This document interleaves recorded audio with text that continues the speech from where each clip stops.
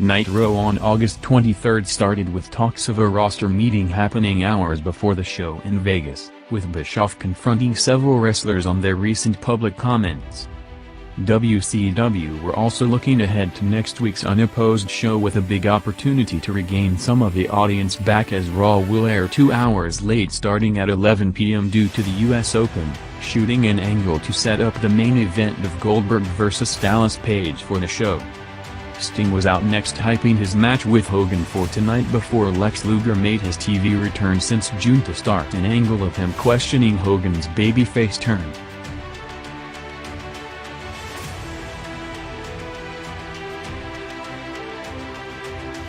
Reports from the talked about meeting saw Eric calling out several performers while offering anyone who wants to leave their release from their contracts, reportedly singling out Raven, Bagwell, Conan and Mysterio among others for their public comments on and off TV. Eventually ending with Raven leaving the meeting and asking for his release from the company, with Conan, Ray and Kidman allegedly considering before backing down. With Raven contacting Paul Heyman about a move to ECW with their new TNN program set to debut this Friday.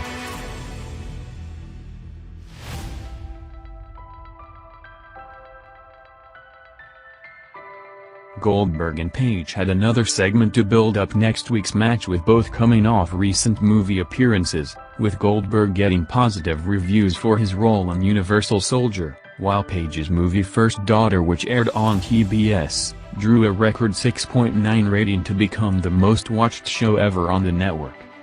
WCW didn't advertise a segment for 9 p.m. and was on a commercial break when Raw started, opening the crossover segment with Juventud vs. Lenny and Seed coming out to continue the build for the eventual Goldberg match.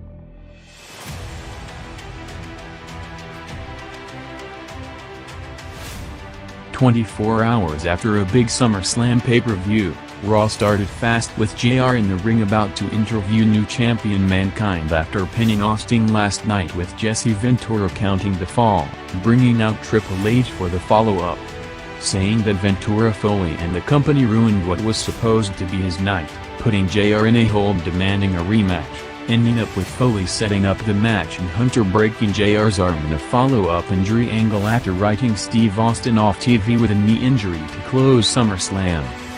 The talk of what was behind the change and finish of the match continued, even more after the finish of this Raw show, as a few days later Shawn Michaels did an interview on the WWF website talking about the SummerSlam finish, saying that Triple H was screwed on the show and the match should have been Austin vs. Hunter, with Austin directly doing the job to drop the belt.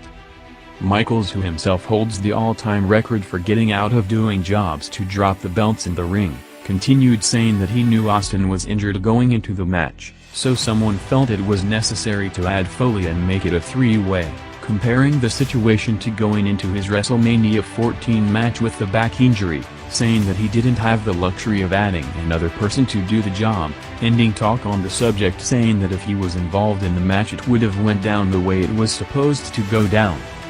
The interview reportedly got Michaels a lot of heat backstage, specifically from Austin, as it was publicized on the company's own platform, with his future TV role still unknown.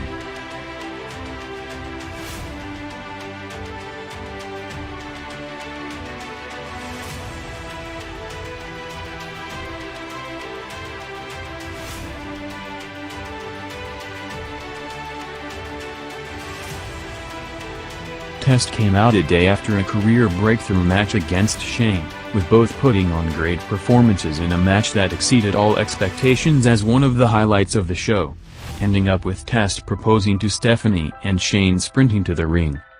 Moments later Hogan came out for a promo responding to Luger and hyping the main event against Sting coming up.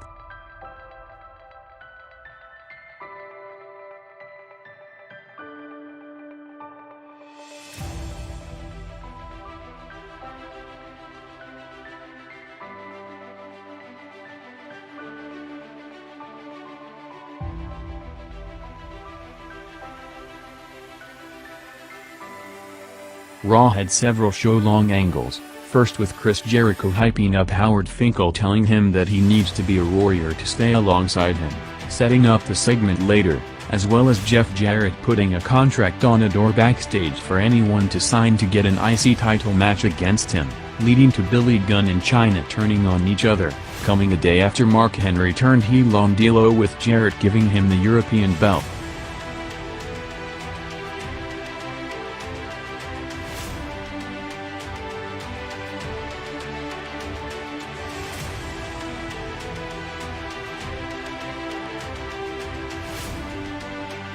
Rock came out a few minutes from 10 after going over Gunn last night to close out the program, hyping his match with Gangrel coming next.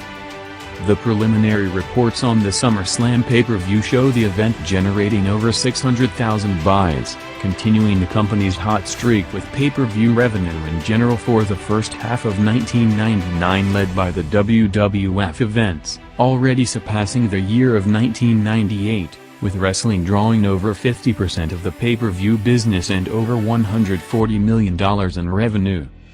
WCW started the third hour with Rick Steiner against Chris Benoit in 6 minutes.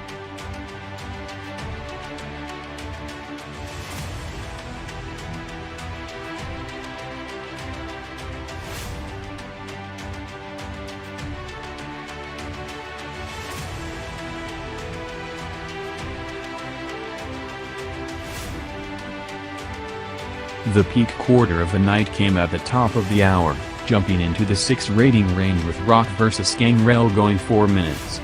Post-match saw Rock about to leave the ring before coming back for another promo to a huge pop. Rock, who took over as the top attraction in the industry with him leading the business charts in the last month, along with the company's UPN SmackDown Network TV program and video game series set to be named after him, cut a worked-shoot promo on the company booking him in matches with Gunn and Gangrel and trying to hold him down when he should be headlining in title matches, saying that from now on he will take matters into his own hands.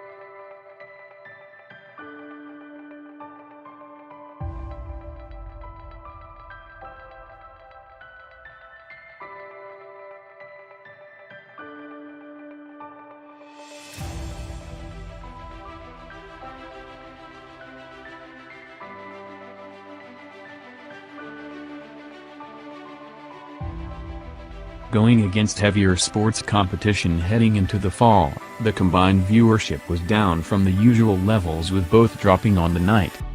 WCW had a surprising title change with the Cowboys going over Harlem Heat to win the tag belts, coming after performing their new song Good Old Boys earlier in the show. After building up Finkel to be a warrior in the last hour, the deal led to Fink running to the ring to Ultimate Warrior's song while imitating his entrance, calling out Road Dogg to the ring. Along with the first Bob vs. Crush Holly match.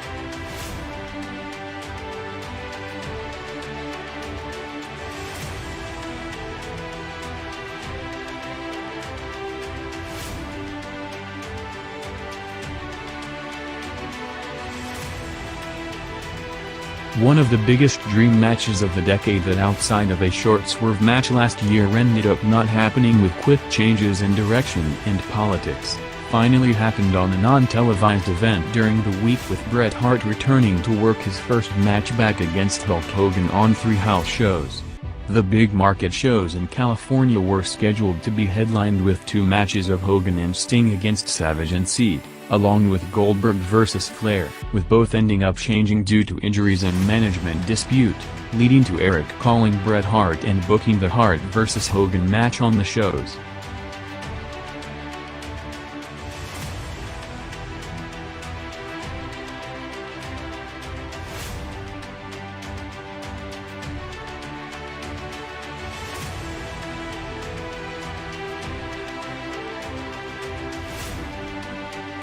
Hogan and Sting made their entrances at around 10:40, going 12 minutes in a pay-per-view preview match, ending up with Seed, Steiner, Goldberg and Luger all involved after a DQ finish, with Hogan, Sting, Goldberg and Luger standing in the ring to close the segment with the stage getting set in the background for the Kiss performance to close the show.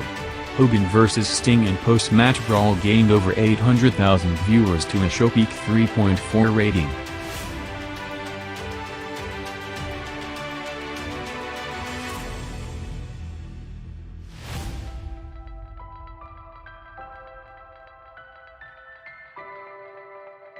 Another milestone for the industry's boom period will happen in 3 days with wrestling's return to primetime network television with SmackDown debuting this Thursday. The show, which will be taped tomorrow in Kansas City's Kemper Arena and the building's first show since the Over the Edge pay-per-view, will mark the WWF's return to the national stage since NBC's Saturday Night Main Event specials in the early 90s.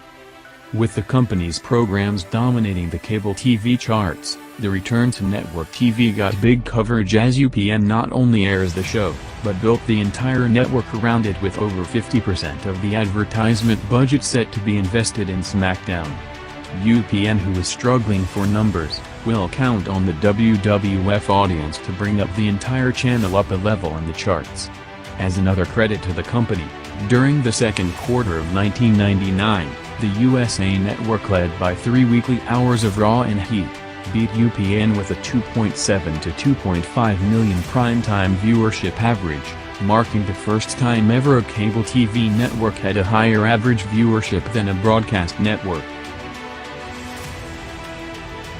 The hyped Kiss performance was placed in the overrun starting past 11 p.m., getting a big pop from the Vegas crowd, but as often happened with musical performances, didn't translate to TV viewership as the overrun going up against the title match on Raw, dropped from a show-high 3.4 rating to a show low 2.3.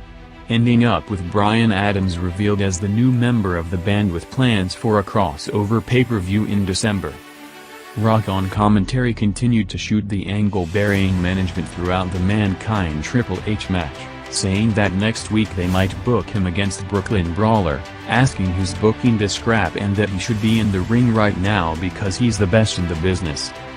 Foley and Hunter went 9 minutes with Triple H winning his first title in a surprising finish a day after SummerSlam, adding more fuel to the questions, picking up over 1.3 million viewers in the 7-minute overrun to a 6.4 rating.